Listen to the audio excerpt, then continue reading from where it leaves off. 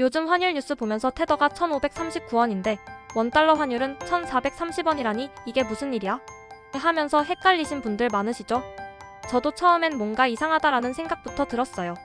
우리 주변에서 달러 환율은 늘 경제 흐름을 가늠하는 바로미터로 쓰이는데 요즘은 테더 시세가 더 높게 나오니까 과연 지금 대출받아 달러 사는 게 맞는지 고민하시는 분들이 많아졌어요.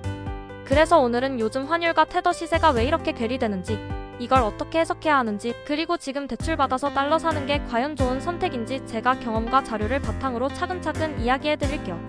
테더 1,539원, 원달러 1,430원? 이 차이 왜 생길까요? 우선 테더 USDT는 미국 달러와 10일 가치를 유지하는 스테이블 코인으로 알려져 있어요.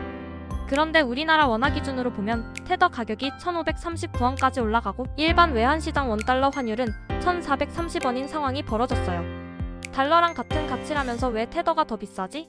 라고 의아해할 수 있는데 이건 국내 암호화폐 시장 내에서 테더에 대한 수요가 특히 높기 때문이에요. 사람들이 원화를 불안해하거나 달러 자산 확보를 원할 때 암호화폐 거래소에서 테더를 많이 사들이면서 자연스럽게 가격이 올라가는 거죠. 이걸 김치 프리미엄과 비슷한 현상으로 보시면 이해가 쉬울 거예요. 즉, 암호화폐 시장에서는 달러 대용 수단인 테더 수요가 폭발적으로 증가하면서 시세가 원화 대비 상승했고 반대로 외환 시장은 상대적으로 덜 반영돼 환율과 괴리가 벌어진 거예요. 왜 우리나라만 달러가 이렇게 강세일까요? 달러 강세는 전 세계적으로 나타나기도 하지만 한국 원화만 특히 약세가 지속되는 이유는 복합적이에요. 먼저 수출 호조가 주춤하는 사이 수입이 늘어나면서 무역 수지 적자가 커졌어요.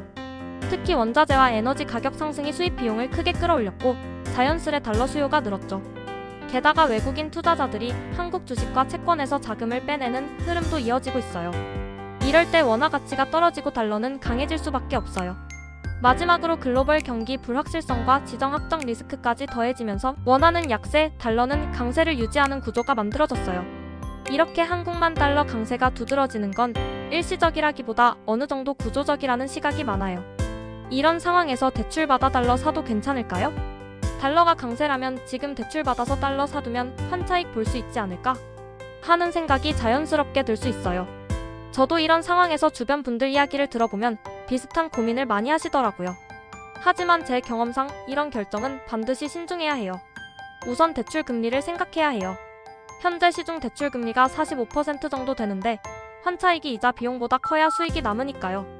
그리고 환율 변동성도 크다는 점 꼭 염두에 둬야 해요. 테더 시세와 외환시장 환율 간 괴리가 언제 줄어들지 알 수 없고 갑작스러운 변동으로 손실이 발생할 수도 있어요. 마지막으로 환율이 이미 많이 오른 상황이라는 점도 무시할 수 없어요. 더 오를 수 있겠지만 오히려 조정이 올 수도 있기에 손실을 감당할 수 있어야 해요. 대출 달러 투자 이렇게 하면 더 안전해요. 만약 대출받아 달러를 사는 걸 고려한다면 이런 방법을 추천해요. 첫째, 소액부터 시작하세요. 처음부터 큰 돈으로 무리하게 투자하면 부담이 커져요. 둘째, 대출 이자, 환전 수수료, 거래 수수료 등을 꼼꼼히 계산해서 실제 수익이 얼마나 나는지 미리 따져보세요. 셋째, 환율이 떨어질 경우 손절 기준을 미리 정해두고 감정에 휘둘리지 않고 기계적으로 대응할 수 있도록 계획을 세우세요. 넷째, 단기 투자보다는 중장기 관점에서 접근하는 게 좋아요. 환율은 단기적으로 변동성이 크기 때문에 단기 시세에 너무 집착하면 스트레스가 커져요. 결론이에요. 요즘 테더 가격이 1,539원까지 치솟고 원달러 환율은 1,430원 정도로 한국만 유독 달러 강세가 뚜렷한 상황이에요.